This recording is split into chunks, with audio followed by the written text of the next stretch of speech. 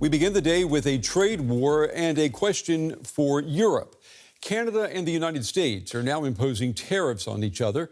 Last-ditch talks collapsed last Friday. But Canadian Prime Minister Mark Carney, he says that something much bigger has shifted. We recognized from the start that America has changed. Early last year in this room, I observed that the decades-long process of steadily increasing integration between our economies was over. Our government understood before many that America would transform all of its commercial relationships, that it would put a series of tariffs on its closest allies and use economic integration as a weapon. We recognize that sometimes its signature was written in pencil. Carney says this fall Canada will begin talks with the European Union for what he calls a much stronger and deeper security and economic partnership. But can Europe really provide Canada with an escape route from its dependence on America? It's an open question. What we do know tonight is that Canada and Europe share the same strategic dilemma. How do you deal with an indispensable United States when Washington is also willing to use economic dependence as leverage, as a weapon? Well, to talk more about this, I'm joined now by Jacob Funk Kirkegaard. He's a senior fellow at Bruegel. That's a major economic policy think tank that's based in Brussels. Jacob, it's good to have you with us. So I'll start by asking you, can Europe realistically offer Canada an alternative market, or is that simply impossible given the scale of America's economy? Yeah, I think for any realistic time frame, it is impossible. I mean, there is, what economists like to call gravity, which means you trade disproportionately with your neighboring countries. And Canada only has, one land neighbor, and that's obviously the United States.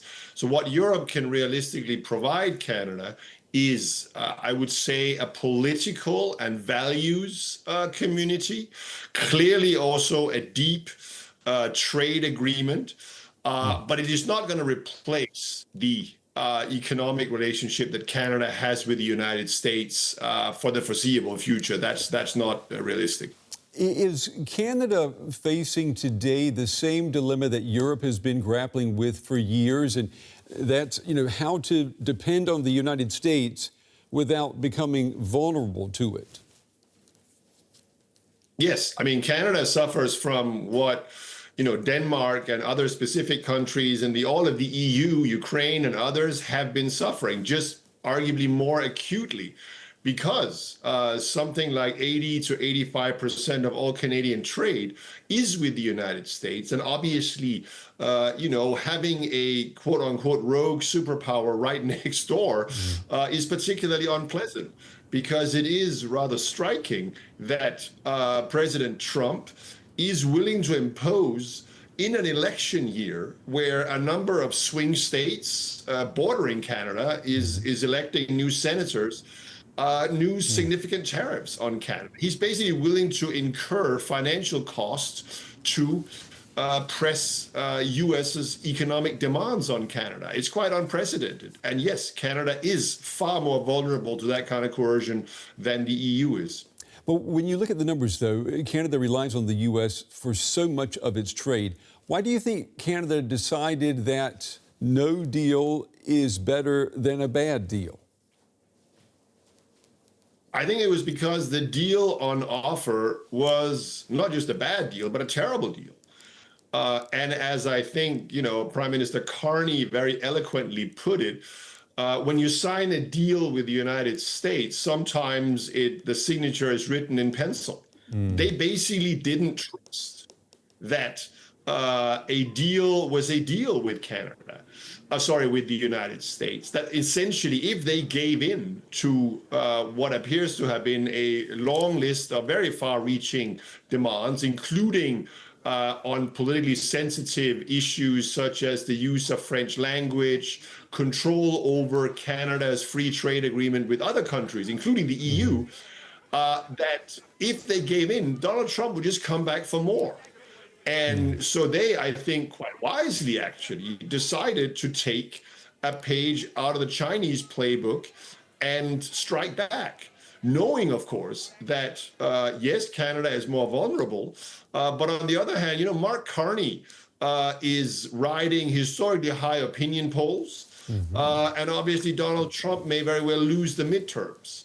So I think that Canada took a courageous decision, but also a self-interested one, because fundamentally they're right. You cannot trust Donald Trump. Well, what about the European Union? They have reached a trade deal with Donald Trump.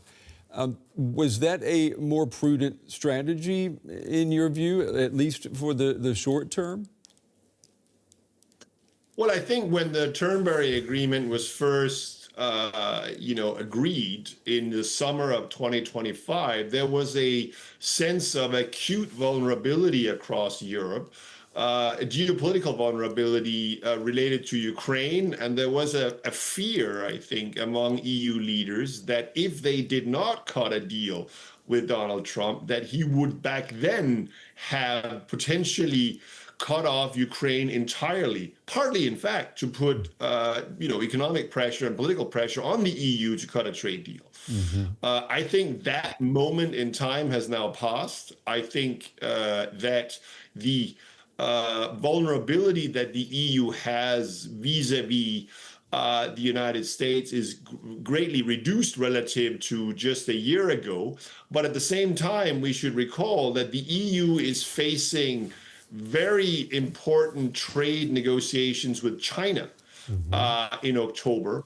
And I think most political leaders, and certainly people at the top of the European Commission, would prefer to have, quote unquote, relatively stable relations trade-wise with the United States right at the moment in which you are negotiating, quote unquote, the other front, namely with China. Yeah, that's a good point you bring up. I'm sure the Europeans also are watching what the Canadians are doing.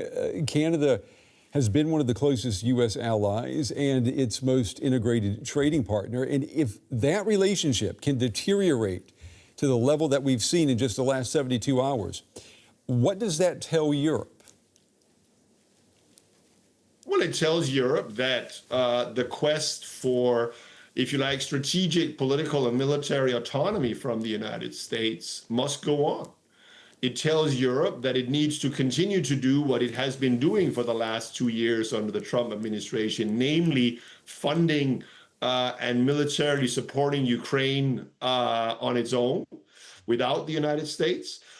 It tells Europe that it must continue to do what it has also done already with Canada, namely continue to pursue a ever greater number of large and important free trade agreement with third countries, what Mark Carney called, the middle powers, where obviously the EU, as the largest, quote unquote, middle power, has, I think, a particular relationship. So no, I think it shows the EU that it needs to continue the strategy that it has already adopted. And then I think, quite frankly, there's also a political signal here to the EU elected leaders. I mean, as I said, Mark Carney is historically popular in Canada, despite the fact that this trade war will hurt also Canadians. So perhaps there is a political signal here also to European leaders, which I think, many will hear as we enter, 2027, which is an important election year across Europe. Quick question before we run out of time. An extreme solution to this problem for Canada, joining the European Union, is that something that is going to remain in the realm of wishful thinking for some, or does it change now considering what's happened with the U.S. and Canadian trade? I mean, I think it is, a narrative that will continue to be heard more and more among Canadian commentators and in Canadian politics, including in the EU. I personally don't think it is particularly realistic, although we should, remember that in principle, Canada is a neighboring country to the EU because it borders several French dependencies off the Canadian coast. Obviously is also a neighboring country to Greenland, although Greenland itself is not in the EU. So yes, I think what it tells you is that the strategic, economic, political, and military collaboration between the European Union, non-European EU members in Europe, and Canada is going to grow ever deeper, because what this reflects fundamentally is that the value community that both of us used to have with the United States, we still have together, just not with the Trump administration. Jacob Funk Kirkegaard. Jacob, good to have you on the program. Good to get your insights on a story that is sometimes hard to believe is real. Thank you. My pleasure.